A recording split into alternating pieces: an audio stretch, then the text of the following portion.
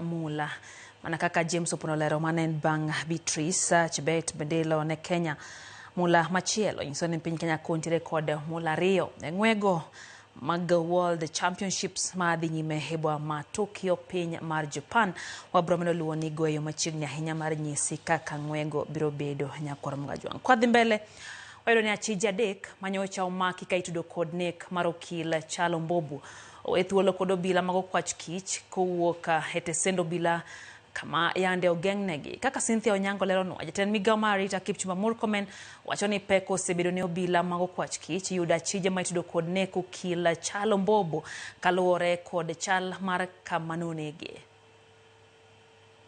Ndalo abich bang' nek makoch mar okil Kyalo Mbobu, obila onge achich moro amora ma itudo aching kod nek mare e kinde manyuola kod jolony e weche chike to osebedo kasundo sirikal mondo tim duto manyalore e miyo anyuola mare ratiro.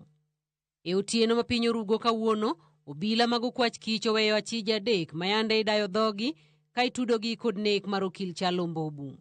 Achijego oting'o George Wainaina ma en jagoro maduong' mar duond buch KANU, Eric Muhia kaachiel kod Paul Mbugwa ma owe thuolo bang' nonro mar obila rem yudo neno matweyogi aching' kod nek mar okil Kyalo Mbobu. Dek go gin moko kuom ji mayande oromo kod okil Kyalo Mbobu e magawa moro e chuny boma ma Nairobi kinde machuo kende kapok ochiele kod magina ya paya mamagadi kariko dok pacho e odhiambo. Okil ma ochung' ne ji adek go Molid Bare e andika mare owacho ni meko mar ji adek go kelo chich maonge tiende kendo nyiso mana tiyo marach kod teko mar obila. Omedo ni ji adek go e thuolo bang' nonro mar obila marango tudruok mar simbe mong'ere kaka forensic phone analysis, nonro mar lisasi mayande onego okil Kyalo mong'ere kaka ballistics examination, kaachiel kod joneno madhongere yango ni alibi, nyiso ni adieri achijego onge tudruok maching e nek mar okinno. Magi timore e kinde ma jatend migawo mar arita Kipchumba Murkomen wacho ni pek osebedo e yudo achije kata jonek manokawo oko ngima okil Kyalo Mbobu e odhiambo mar chieng' tich ariyo kaluwore kod chal mar kama nonege maonge wang' dede moro amora.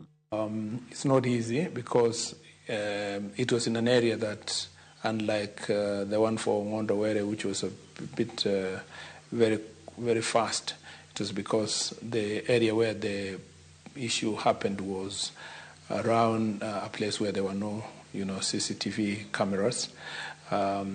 Or the cameras capturing his movements earlier really, from what I was told, did not really show any suspicious motorcycle around him. Owacho ni giesani obila temo manyo gino madine minego okil Kyalo Mbobu makata kamano obila poko yudo. A number of people have been interviewed, close working colleagues, and then the family members.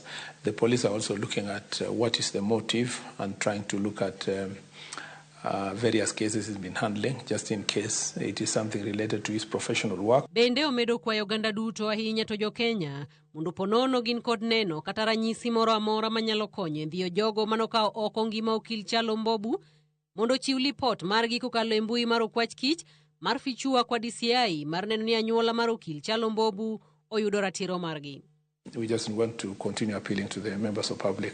Anybody who knows anything related to this case, we will handle it confidentially. The National Police Service have a way of protecting any witness who will come forward, and we look forward to resolving really this very heinous crime. Nyaka sani obila pod timo nonro mar temo fwenyo jogo manoluwo Kyalo kendo bang'e chiele kod magina.